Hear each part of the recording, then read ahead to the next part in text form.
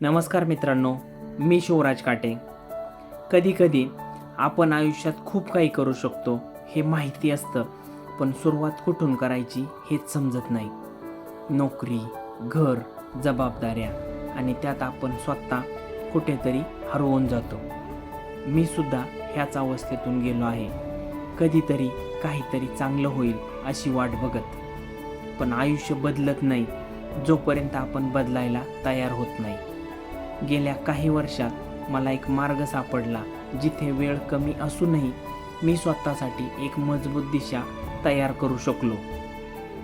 आज मी तेच मार्गदर्शन त्याच लोकांना देतोय जे स्वतःच्या स्वप्नांसाठी थोडा वेळ देऊ शकतात आणि आयुष्य माझ्या हातात हवं असं मनापासून मानतात.